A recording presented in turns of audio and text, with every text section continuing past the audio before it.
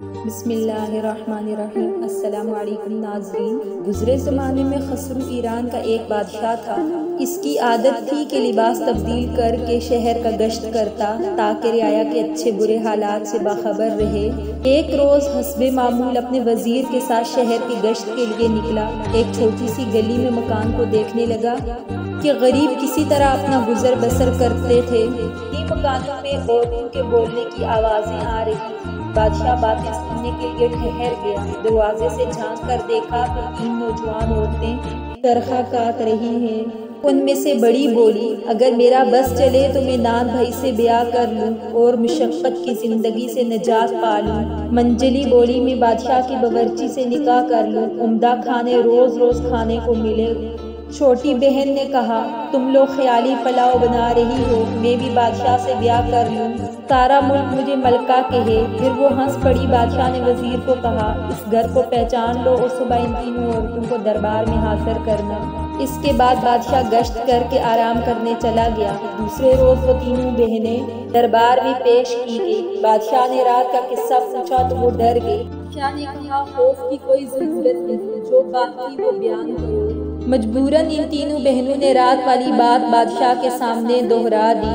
بادشاہ نے اسی وقت بڑی اور منجلی بہن کی شادی نان بھائی اور باورچی سے کروا دی اور چھوٹی بہن کو اپنی ملکہ بنا دیا۔ چند روز کے بعد دونوں بڑی بہنیں چھوٹی بہن سے حسد کرنے لگیں اور سوچنے لگی اسے کسی طرح بادشاہ کی نظروں میں ذلیل کیا جائے۔ اللہ کی قدرت، اسی زمانے میں ملکہ کو آثار حمل ظاہر ہونے لگے۔ دونوں بہنیں اس کو مبارکباد پیش کرنے آئیں۔ چھوٹی بہن جو ان کے قریب ہی بیٹھی تھی، وہ اس ساری کال سے ناواقف تھی، بڑی محبت سے پیش آئی۔ باتوں باتوں میں ولادت کے قریب ان دونوں بہنوں کو لانے کا وعدہ بھی کیا۔ وہ دونوں راضی ہو گئی۔ انہوں نے پختہ ارادہ کر لیا، جب ان کے ہاں بچہ پیدا ہوگا تو وہ اس کو الگ کر کے بچے کی جگہ بلی کا بچہ رکھ دیں گی اور مشہور کر دیں گی کہ بلی کا بچہ پیدا ہوا ہے۔ اس طرح بادشاہ اسے قتل کروا دے گا یا گھر سے نکال دے گا۔ جب ولادت کا وقت قریب آیا تو اس نے اپنی بہن کو بلانے کو بادشاہ سے اجازت لی اور ان کو اپنے پاس بلوا لیا۔ ان دونوں بہنوں نے بلی کا انتظام کروایا اور ملکہ کے ہاں ایک انتہائی خوبصورت لڑکا پیدا ہوا۔ حاسد بینو نے بچے کو ٹوکری میں بند کر کے اسے نہر میں بہا دیا اور ملکہ کی گود میں بلی کا بچہ رکھ دیا اور سارے محل میں مشہور کروا دیا کہ بلی کا بچہ پیدا ہوا ہے۔ بادشاہ کو یہ سن کر بڑا غصہ آیا۔ اس نے ملکہ کو قتل کرنا چاہا لیکن دانا وزیر نے روکا۔ چند روز صبر کر لیجئے، مجھے اس میں کوئی راز معلوم ہوتا ہے۔ ملکہ کا اس میں کیا قصور؟ جو کچھ قدرت نے پیٹ میں بنا دیا وہی پیدا ہوگا۔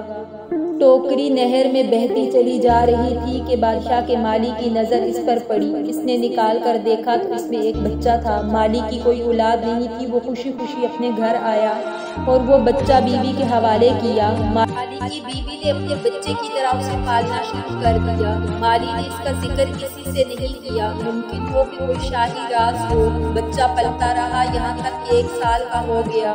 دوسرے سال ملکہ کے ہاں پھر بچہ پیدا ہوا۔ بدنصیب ملکہ نے اپنی بہنوں کو اس مرتبہ بھی بلوایا۔ اب انہوں نے مردہ کتے کا بچہ اس کی گود میں ڈال دیا اور مشہور کر دیا کتے کا بچہ پیدا ہوا ہے اور اسے بھی ٹوکری میں ڈال کر نہر میں بہا دیا۔ اتفاقاً اسے بھی مالی نے پکڑ لیا اور اس کی بھی پرورش کرنے لگا۔ تیسرے سال ملکہ کے ہاں لڑکی پیدا ہو گئی لیکن حاسد بینو نے اسے بھی مردہ چوہا مشہور کر دیا۔ لڑکی کو بھی بہا دیا۔ وہ لڑکی بھی مالی کے ہاتھ لگ گئی۔ بادشاہ نے ناراض ہو کر ملکہ کو ایک لوہے کے پنجرے میں بند کر کے شہر کی مسجد کے دروازے پر رکھوا دیا تاکہ ہر آنے والا اس کے منہ پر تھوکے اور جو انکار کرے اسے قتل کر دیا جائے۔ لیکن مجبوراً تھوکتے اور بادشاہ کے ظلم کو برا سمجھتے۔ 3 بچے مالی کے ہاں پرورش پاتے رہے۔ مالی نے تعلیم و تربیت بھی شہزادوں کی طرح کروائی۔ لڑکی بھی پڑھتی رہی۔ بڑے لڑکے کا نام مالی نے بہامن رکھا، چھوٹے لڑکے کا نام پرویز اور لڑکی کا نام پریزاد رکھا۔ اس زمانے میں مالی کی بیوی بیمار ہو کر مر گئی۔ بچوں کو اتنا دکھ ہوا جیسے ماں کا دکھ ہوتا ہے۔ بچے پڑھ لکھ کر بڑے ہو گئے۔ مالی بھی بے پیسے والا تھا۔ اس نے بادشاہ سے اجازت دے کر ایک محل تعمیر کروایا اور ایک بہت بڑا باغ بنوایا جس میں ایک چڑیا گھر بھی بنا ہوا تھا۔ وہ تینوں بچوں کے ساتھ اس میں رہنے لگا۔ یہاں رہتے ہوئے زیادہ دن نہیں ہوئے تھے کہ مالی بھی مر گیا۔ بچے بہت پریشان ہوئے، لیکن کیا ہو سکتا تھا، سوائے صبر کے کچھ بھی نہیں کر سکتے تھے۔ ایک بار دونوں بھائی سیر و شکار کے لیے نکلے۔ پری زاد باغ میں اپنا دل بہلاتی رہی، کبھی گانا گاتی اور کبھی ٹہلتی۔ اتفاقاً ملکہ کی حاسد بہنوں نے آپس میں مشورہ کیا۔ ملکہ کا تو خوب انتظام ہوا، لیکن ممکن ہے ان بچوں کا راز کھل جائے، لہٰذا ان کو چلتا کرو۔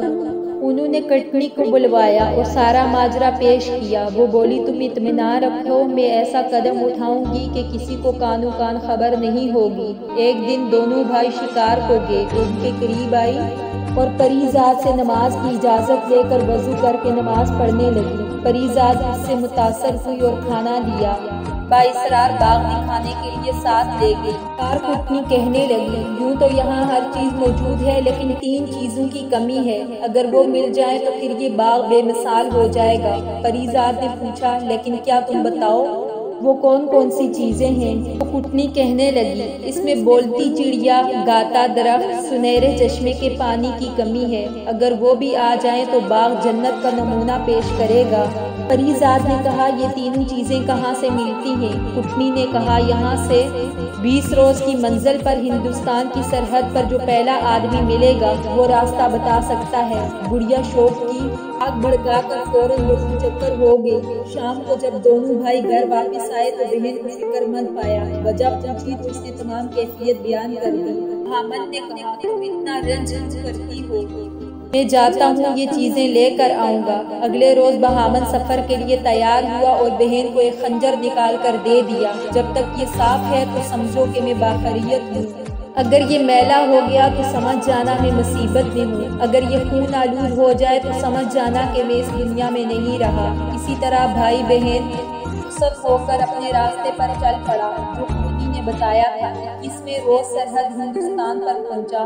اسے کٹیا نظر آئی، سیدھا وہاں پہنچا تو وہاں ایک فقیر بیٹھا تھا، اس کا چہرہ بالوں سے چھپا ہوا تھا۔ بہامن نے جیب سے کینچی نکال کر فقیر کا خط بنایا اور پھر ادب سے سلام کیا۔ فقیر خوش ہوا اور کہنے لگا، یہاں کیسے آنا ہوا؟ بہامن نے اپنا قصہ بتایا۔ فقیر نے سرد آہ بھری کہنے لگا، مجھے راستہ تو معلوم ہے، لیکن وہاں خطرے بہت تھے، کیونکہ تم نے میری بڑی خدمت کی ہے، میں تمہیں اس کام میں منع کرتا ہوں۔ بہامن نے اصرار کیا تو فقیر نے اپنے پاس سے ایک گیند نکالی اور کہا، اسے زمین پر ڈال دو اور خود اس کے پیچھے روانہ ہو جانا، جہاں یہ رک جائے تم بھی گھوڑے سے اتر جانا، سامنے ایک پہاڑ ہوگا، اس پر چڑھ جانا، اس پر تمہیں عجیب و غریب آوازیں سنائی دیں گی، مگر کوئی نظر نہیں آئے گا۔ اس وقت صبر سے کام لینا، اگر تم نے پیچھے مڑ کر دیکھا تو تم پتھر کے بن جاؤ گے، اگر آگے بڑھتے گئے تو تمہیں تمہاری مطلوبہ چیزیں مل جائیں گی۔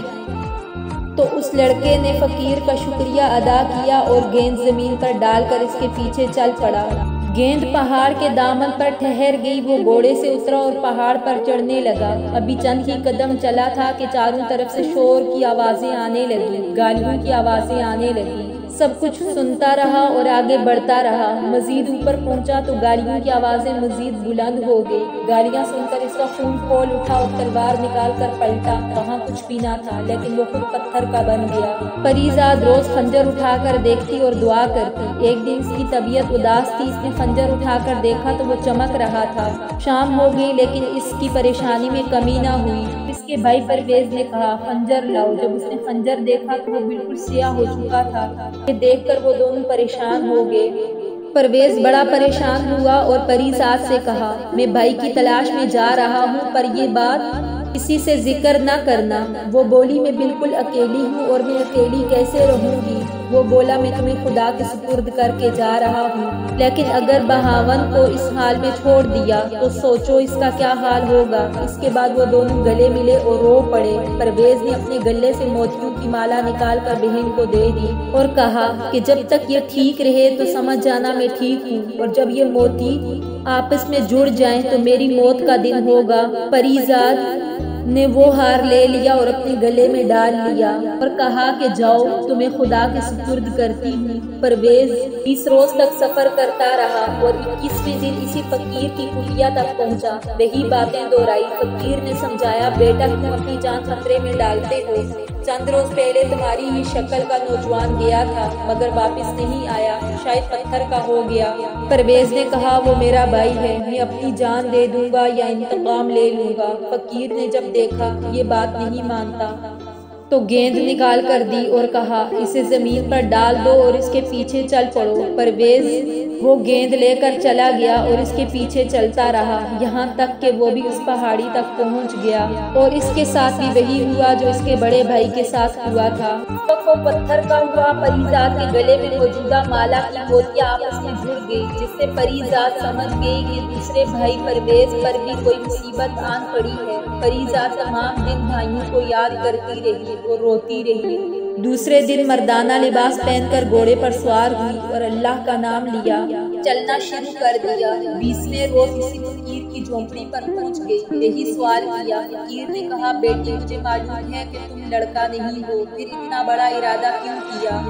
اس نے کہا ابھی میرے دونوں بھائی یہاں آ کر واپس نہیں لوٹے، میں یا تو ان کا بدلہ لوں گی یا یہیں ختم ہو جاؤں گی۔ اسے فقیر نے سمجھایا اور واپس لوٹ جانے کا کہا پر وہ نہ مانی۔ فقیر نے اپنی جیب سے وہی نکال کر دی اور کہا اس کے پیچھے چلتی جاؤ۔ پریزاد نے فقیر سے گیند لے لی اور سلام کر کر وہاں سے چلی گئی، پھر اپنے کان میں روئی اسی طرح ڈال لی کہ کان بالکل بند ہو گئے۔ یہ دیکھ کر فقیر مسکرایا اور کہنے لگا لگتا ہے تم ضرور کامیاب ہو جاؤ گی، یہ ترکیب آج تک کسی کے دماغ میں نہیں آئی، جاؤ خدا تمہاری مدد کرے۔ پریزاد کے جانے کے بعد تک فقیر مسکراتا رہا یہاں تک کہ پہاڑی کے دامن میں پہنچ گئی اور گھوڑے سے اتری، پہاڑ پر چڑھنے لگی۔ ہر طرف آوازیں بلند ہوئی مگر پریزاد کے کان بند تھے، کچھ بھی سنائی نہ دیا۔ وہ بے خطر پہاڑ کی چوٹی پر پہنچ گئی، وہاں ایک چڑیا کا پنجرا لٹک رہا تھا۔ پریزاد نے اپنے کانوں سے روئی نکال کر سنا، چڑیا شور مچا رہی تھی، اسے پکڑ لو، اسے پکڑ لو، یہ چور ہے۔ پریزاد نے اس کا پنجرا اتار لیا، چڑیا خاموش ہو گئی۔ کچھ دیر کے بعد بولی اب میں آپ کے غلام۔ پریزاد نے کہا گانے والا درخت کہاں ہے؟ چڑیا نے اسے اس کا پتہ بتا دیا اور بولا اس کی شاخ توڑ لو، وہی کافی ہے۔ پریزاد نے شاخ توڑ لی اور پھر سامنے کے چشمے سے ایک گھڑا پانی کا بھر لیا جو کہ چاندی کا چشمہ تھا۔ پریزاد نے چڑیا سے پوچھا میرے بھائی جو پتھر کے ہو گئے تھے وہ کس طرف ہوں گے؟ چڑیا بولی فلاں طرف موجود ہوں گے، انہیں ادھر تلاش کرو، اسی چشمے کے پانی ان پر بہا دو، پھر خدا کی قدرت دیکھو۔ پریزاد اپنے بھائیوں کو ڈھونڈنے لگی اور ان پر چشمے کا پانی چھڑکا۔ وہ اسی وقت اصلی حالت میں آ گئے اور بہن سے مل کر بہت خوش ہوئے۔ اس کے بعد تینوں نے مل کر ان تمام آدمیوں پر چشمے کا پانی چھڑکا جو پتھر کے بن چکے تھے۔ پانی پڑتے ہی سب اللہ کے حکم سے اصلی حالت میں آ گئے اور پریزاد کا بے حد شکریہ ادا کرنے لگے۔ اس کے بعد پہاڑ سے نیچے اترے تو دیکھا گھوڑے کھڑے ہیں، سب نے اپنے اپنے گھوڑے پہچان لیے اور ان پر سوار ہو کر اپنے اپنے راستے پر چل پڑے۔ وہاں آ کر دیکھا نہ تو کوئی فقیر تھا اور نہ ہی کوئی کٹیا۔ پرویز نے کہا یہ فقیر اسی طلسم سے منسلک تھا، طلسم کے ختم ہونے کے بعد وہ فقیر بھی غائب ہو گیا۔ گھر آ کر شاخ اس نے ایک موزوں جگہ پر لگا دی اور ایک عمدہ حوض فوارہ تیار کر کے اس میں چشمے کا پانی ڈال دیا۔ جب اگلے دن دیکھا تو شاخ کی جگہ ایک درخت کھڑا تھا اور فوارہ زور سے چل رہا تھا، چڑیا کا پنجرا لٹک رہا تھا۔ سارے شہر میں ان چیزوں کی شہرت ہو گئی۔ ایک روز بہامن اور پرویز شکار سے واپس آ رہے تھے تو راستے میں بادشاہ کی سواری ملی۔ انہوں نے کوشش کی کہ بچ کر نکل جائیں مگر جب سامنا ہو گیا تو مجبوراً کھڑے ہو گئے اور جب بادشاہ قریب سے گزرا تو جھک کر سلام کیا۔ نے دریافت کیا تم کس کے لڑکے ہو؟ انہوں نے عرض کیا مالی کے لڑکے ہیں اور فلاں جگہ حضور اجازت سے محل تعمیر کروایا تھا، اسی میں رہتے ہیں۔ بادشاہ کے دل میں ان کے لیے محبت بڑھ رہی تھی، بات کو بڑھانے کے لیے پوچھا کہاں سے آ رہے ہو؟ جواب ملا کہ شکار کرنے گئے تھے۔ بادشاہ نے پوچھا بغیر اجازت کیوں شکار گاہ گئے؟ جواب آیا آئندہ نہیں جائیں گے۔ بادشاہ مسکرا کر کہنے لگا میرے ساتھ آؤ، میں بھی تو دیکھوں تم کیسے شکار کھیلتے ہو۔ دونوں بھائی ساتھ ہو گئے اور جنگل میں جا کر کہیں سے شیر مار کر لائے اور بادشاہ کے سامنے پیش کر دیا۔ بادشاہ ان سے اتنا متاثر ہوا کہنے لگا تم میرے ساتھ شاہی محل چلو، کھانا کھا کر چلے جانا۔ دونوں بھائیوں نے عرض کیا کہ کھانا کھانے میں ہمیں کوئی مسئلہ نہیں، مگر ہماری ایک چھوٹی بہن ہے، ہم نے آپس میں قسم کھائی ہے آپ اس کے مشورے کے بغیر کچھ نہیں کریں گے، ہم اس سے پوچھ لیں اور کل آپ کی خدمت میں حاضر ہوں گے۔ بادشاہ سے اجازت لے کر وہ دونوں چلے گئے، لیکن دعوت کا ذکر پریزاد سے کرنا بھول گئے۔ صبح بادشاہ سے شکار ہمیں ملاقات ہوئی تو دونوں نے معذرت کی، غرض اسی طرح 3 دن مسلسل وہ لوگ بھولتے رہے اور چوتھے روز بادشاہ نے دونوں کو ایک ایک گیند دے کر کہا اسے کمر پر باندھ لو اور جب کپڑے بدلنے لگو تو تمہیں یاد آ جائے گا۔ رات کو جب وہ لیٹنے لگے تو وہ گیند کپڑوں پر گری، انہیں بادشاہ سے کیا ہوا وعدہ یاد آ گیا۔ دونوں پریزاد کے پاس گئے، پریزاد کہنے لگی ذرا رکو میں اپنی چڑیا سے پوچھ کر بتاتی ہوں۔ چڑیا سے جب پوچھا کیا میرے دونوں بھائی دعوت پر جانے چاہیے؟ چڑیا نے ہاں میں جواب دیا۔ پریزاد بھائیوں کے پاس آئی اور کہنے لگی بادشاہ کی دعوت منظور کر لی اور اگلے روز کے لیے بادشاہ کو دعوت دیں، میں اس کا انتظام کر لوں گی۔ دوسرے روز بہامت اور پرویز محل میں داخل ہو گئے اور ان کے حسن و جمال کو دیکھ کر حیران رہ گئے۔ بادشاہ دونوں کو لے کر ایک کمرے میں آیا اور پھر دسترخوان پر کھانا کھانے لگے۔ سب نے مل کر کھانا کھایا۔ محل سے جاتے ہوئے بادشاہ کو اپنے غریب خانے میں آنے کی دعوت دی۔ بادشاہ نے کہا بچوں میں تمہارے ساتھ چلوں گا۔ دونوں بھائیوں نے گھر آ کر سارا قصہ اپنی بہن کو سنایا۔ اگلے دن دونوں بھائی تو شکار پر چلے گئے، مگر پریزاد اپنی چڑیا کے پاس آئی اور بولی بادشاہ کی ہمارے ہاں دعوت ہے، کس قسم کا کھانا پکانا چاہیے؟ چڑیا نے کہا اپنے باورچیوں سے کہو کہ اچھا کھانا بنائے مگر موتیوں کی کھیر ضرور بنانا۔ پریزاد نے کہا اتنے موتی کہاں سے آئیں گے؟ چڑیا بولی باغ کی فلاں جگہ سے کھودو، فلاں درخت کے نیچے خزانہ ملے گا اور جتنے موتی چاہیے لے لو۔ پریزاد خود جا کر وہاں کھودا تو وہاں لا تعداد خزانہ موجود تھا۔ اس نے ایک صندوق جی بھر کے یوں کا نکالا اور باورچی کو بلا کر مختلف کھانے پکانے کا حکم دیا۔ ادھر دونوں بھائی بادشاہ کے ساتھ شکار کھیلتے رہے اور رات کو بادشاہ کو اپنے ہاں بلایا۔ بادشاہ تیار ہو گیا، سیدھا ان کے گھر آیا۔ پریزاد نے اپنی کنیزوں کے ساتھ دروازے پر بادشاہ کا استقبال کیا۔ بادشاہ نے بھی بیٹیوں کی طرح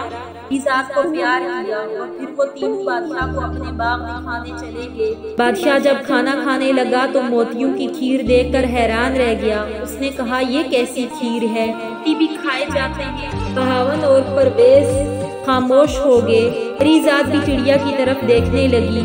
چڑیا نے بادشاہ سے مخاطب ہو کر کہا آپ موتیوں کی کھیر دیکھ کر حیران تو ہوئے ہوں گے، لیکن میں آپ سے پوچھتی ہوں جب آپ کے ساتھیوں نے یہ کہا کہ ملکہ کے ہاں بلی، کتے اور چوہا پیدا ہوا تو اس وقت آپ نے یہ کیوں نہ سوچا انسان کے ہاں جانور کیسے پیدا ہو سکتے ہیں؟ چڑیا کی بات سن کر بادشاہ حیران رہ گیا اور بولا اگر تمہیں راز کی باتیں پتہ ہیں تو مجھے بتاؤ معاملہ کیا ہے؟ یا بولی ملکہ کی بڑی بہنیں جن کا نکاح آپ نے سے کروایا تھا اپنی چھوٹی بہن سے حسد کرنے لگی تھی۔ انہوں نے پہلی اور دوسری بار کے پیدا ہوئے لڑکوں کو ٹوکری میں ڈال کر نہر میں بہا دیا اور مشہور کر دیا کہ بلی اور کتے پیدا ہوئے۔ تیسری بار بیٹی پیدا ہوئی، اس کو بھی اسی طرح نہر میں چھوڑ دیا اور کہا کہ چوہا پیدا ہوا ہے، لیکن خدا کے حکم سے وہ تینوں بچے مالی کے ہاتھ لگ گئے۔ اس نے ان کی خوب پرورش کی، تعلیم و تربیت دی اور اب آپ کے سامنے بیٹھے ہیں۔ یہ سن کر بادشاہ اپنے تینوں بچوں کو گلے لگا کر رونے لگا، ان سے معافی مانگنے لگا۔ پھر تینوں بچوں کو لے کر جامع مسجد کی سیڑھیوں تک پہنچا اور پنجرا کھلوا کر ملکہ کے قدموں میں جا گرا اور سارا قصہ سنا کر معافی مانگنے لگا۔ ملکہ بھی رونے لگی۔ اس کے بعد تینوں بچوں کو دیر تک پیار کرتی رہی۔ بادشاہ نے ملکہ کو حمام میں بھیجا تاکہ لباس تبدیل کرے اور اس کی حاصل بہنوں کو بلوا اسی وقت قتل کروا دیا۔ ملکہ حمام سے فارغ ہو کر آئی، اسی وقت سب نے مل کر کھانا کھایا۔ دوسرے روز بادشاہ نے جشن کا عام اعلان کر دیا۔ تو بچے نئے محل میں آ گئے۔ بادشاہ نے اس کے بعد ایک عرصہ تک نہایت عدل و انصاف سے حکومت کی۔ امید ہے آج کی ویڈیو آپ کو پسند آئی ہوگی۔ اگر آپ کو ہماری ویڈیو پسند آئی ہے تو اس ویڈیو کو لائک کیجئے۔ ایسی ہی مزید ویڈیوز کے لیے ہمارے چینل کو سبسکرائب کیجئے۔ ملتے ہیں نیکسٹ ویڈیو میں، تب تک کے لیے اللہ حافظ۔